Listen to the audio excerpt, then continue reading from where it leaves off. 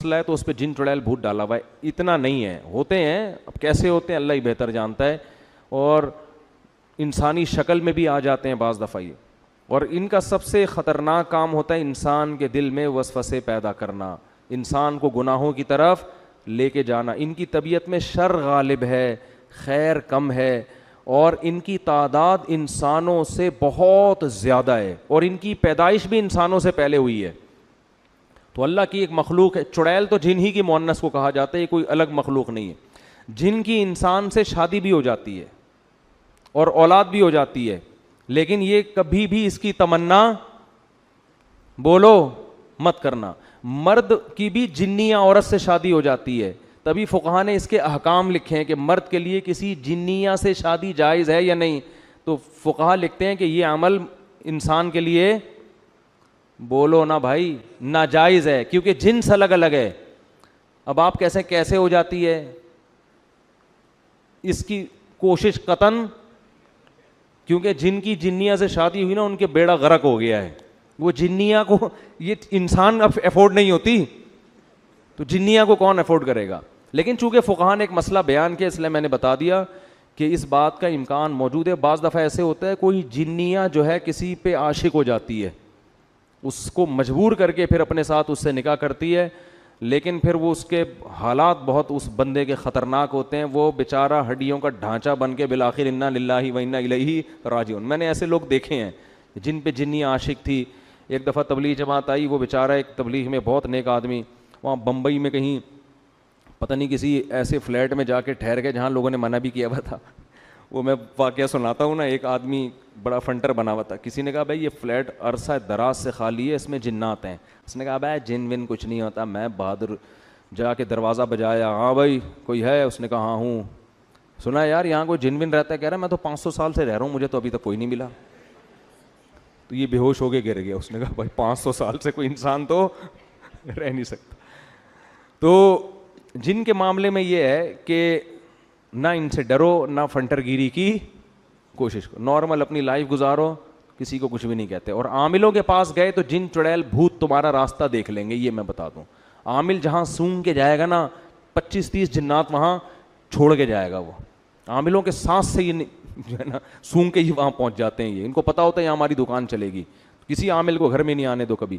تو جنیہ سے نکاح, وہ میں واقعہ سنا رہا تھا, وہ بیچارے ایک تبلیغ جماعت کے تھے, 40-45 سال ان کی عمر تھی. تو انہوں نے بتایا کہ انڈیا میں ایسا ہو گیا, ان پہ کوئی جن چڑیل جنیہ چڑھ گئی ان کے اوپر نا, عاشق ہو گئی. اب کیا نتیجہ نکلا ہے, وہ ان کو نکاح نہیں کرنے دے رہی. اس بیچارے کی عمر 40 سے 45 سال ہو گئی اور اب تک وہ کنوارے کا کنوارا ہی. اور وہ جنیہ ہندو, وہ مجھے کہتے تھے کہ میرے سامنے خوبصورت لڑکی کی شکل میں آتی ہے اور یہاں بندیا لگی ہوئی ہوتی ہے, اور مجھے کہتی ہے کہ تو ہندو بن جا اور مجھ سے شادی کر لے.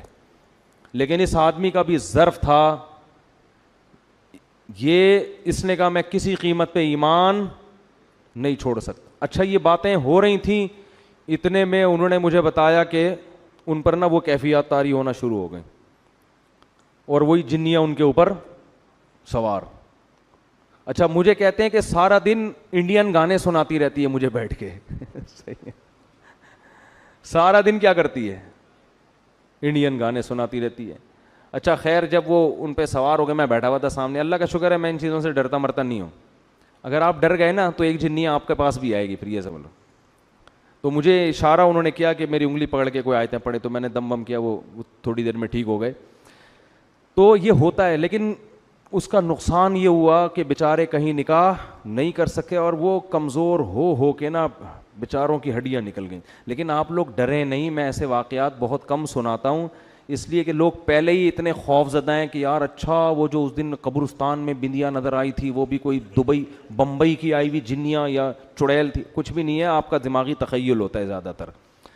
تو وہ لاکھوں میں کوئی ایک آدھ واقعہ ہو جاتا ہے ایسا, اور وہ جس کے ساتھ ہوتا ہے بس وہ صبر کرے, اور اس کا کوئی حل نہیں ہے. اس نے صبر کیا, عفت اور پاک دامنی سے زندگی گزاری.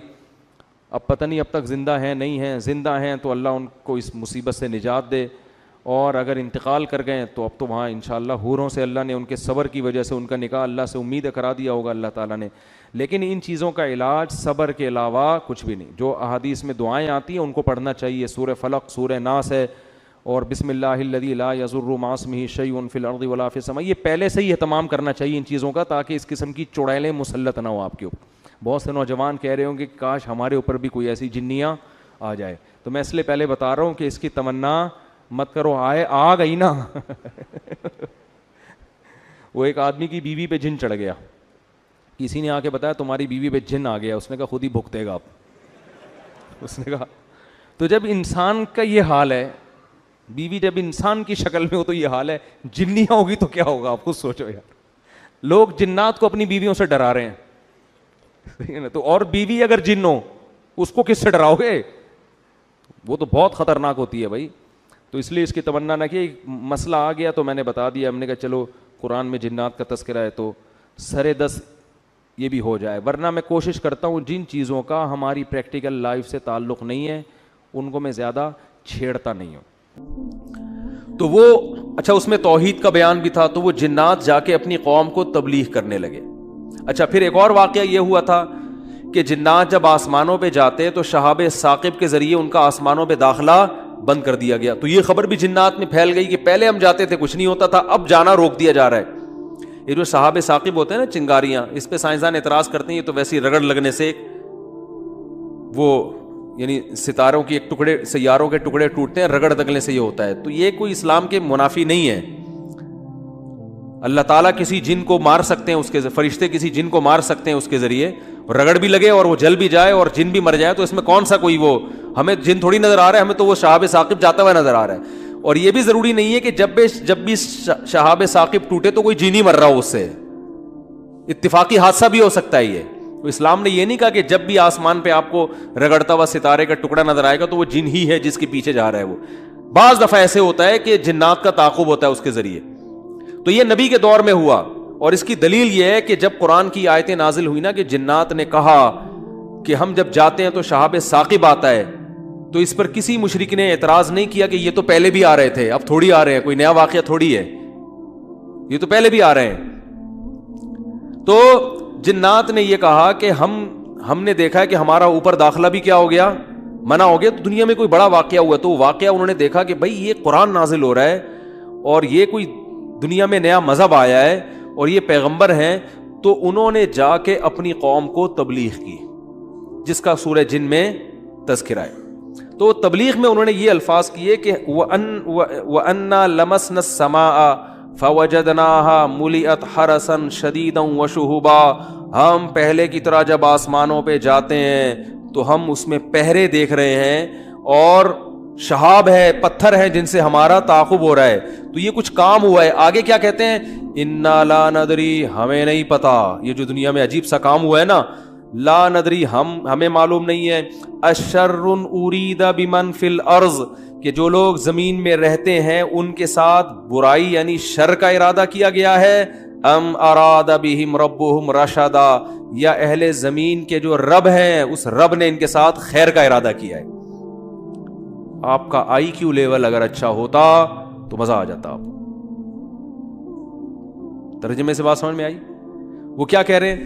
ہمیں نہیں پتہ یہ جو نیا واقعہ ہوا ہے، اہل زمین کے ساتھ برائی کا ارادہ کیا گیا ہے، پیسو وائس، فعل مجہول، یا اللہ نے ان کے ساتھ خیر کا ارادہ کیا ہے.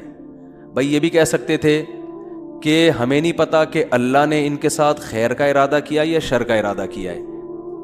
شر اور خیر دونوں کی نسبت کس کی طرف کرتے؟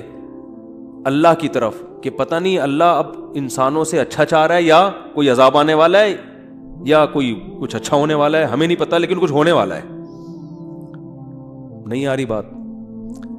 ارے بھائی جنات کو جب یہ واقعہ ہوا نا، اوپر جانا بند ہو گیا آسمانوں پہ، تو جن آ کے آپس میں گول میز کانفرنس بلائی. انہوں نے بولا کہ بھائی کچھ کام عجیب سا ہو رہا ہے، کچھ ہو رہا ہے، یا تو کوئی بہت اچھا ہوگا یا کچھ برا ہو رہا ہے. یعنی کچھ نہ کچھ تو ابھی کائنات میں نیا ہوگا، اس زمین پہ کچھ نیا ہوگا. بمن فی الارض، اہل زمین کے ساتھ کچھ نیا ہونے والا ہے. اب یہ نہیں پتا کہ اچھا ہونے والا ہے یا برا. تو یا تو دونوں میں اللہ کا نام نہ لیتے، یہ کہتے ہمیں نہیں پتا اچھا ہونے والا ہے یا برا ہونے والا. یا اگر اللہ کی طرف نسبت کرنی تھی تو یہ کہتے ہیں ہمیں نہیں پتا کہ اللہ اچھا کرے گا یا اللہ ان کے ساتھ کیا کرے گا, برا کرے گا. بھائی جو بھی کرے گا اللہ ہی کرے گا نا. یا تو اللہ کی طرف منسوب کرو اچھائی کو بھی اور برائی کو بھی, کہ ہمیں نہیں پتا کہ اللہ نے جو آسمان میں پہرے لگا دیے ہیں تو اب اللہ کا ارادہ ہے کہ اہل زمین کے ساتھ کچھ بہت اچھا کرے گا یا اللہ ان کو سزا دے گا, کوئی برا ہوگا ان کے ساتھ. لیکن جنات کا انداز دیکھو, وہ کہہ رہے ہیں جب برائی کی بات آئی تو اللہ کا نام درمیان سے غائب کر دیا.